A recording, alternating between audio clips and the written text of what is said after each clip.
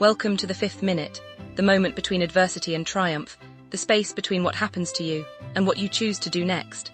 Most of your life will not be decided in the biggest moments.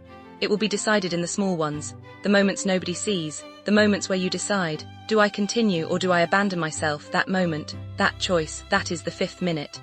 And I know you have heard the word discipline before. People talk about discipline like it is punishment, like it is forcing yourself to suffer, like it is becoming someone who never struggles.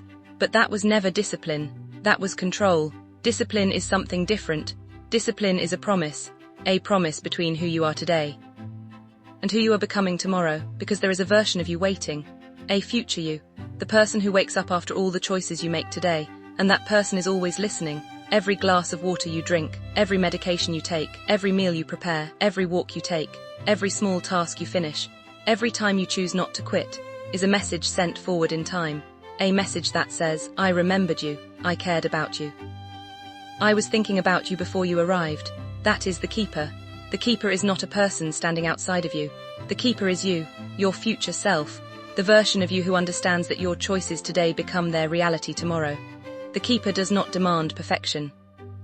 The keeper protects continuity, the promise that no matter what happens, you do not abandon yourself, because life will test you. There will be difficult days. There will be mornings where getting started feels impossible. There will be moments where you fall behind, and in those moments, the keeper does not ask, why aren't you better? The keeper asks, what is the smallest promise we can keep right now? That is where discipline begins, not with changing your entire life, with keeping one promise. So today, we start with 5 minutes. The first 5 minutes of your day, before the world reaches you, before your phone tells you who to be, before yesterday's worries come rushing back. You meet yourself first. Drink water, 1 glass, not because it solves everything, because it is a declaration. I begin, open the curtain, let the light enter, because the day has already started, and you are allowed to start with it. Change one thing in your space, make your bed, clear a surface, put one thing away, not because your room has to be perfect, because your actions teach your brain something important. I can create order, then move your body, stretch, walk, do a few squats. Anything that reminds you, I am here. I am awake, I am participating, and finally, make one promise for the day, not 10, not a complete transformation, one promise, something small enough to keep. Say, today I keep small promises, because small promises become trust, and trust becomes discipline, and discipline becomes the bridge between who you are and who you are becoming. But the keeper does not only meet you in the morning, the keeper meets you at night too, before you sleep. Close the loop. Reset one small space, prepare one thing for tomorrow, brush your teeth, wash your face. Take care of the body that carried you through the day. Then ask yourself 2 questions.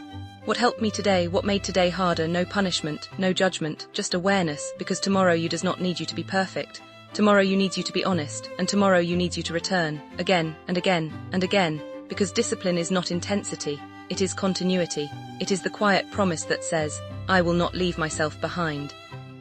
So when you find yourself standing at that moment, between what happened and what happens next, remember, that is the 5th minute. And I will be there, because I am the part of you that kept the promise.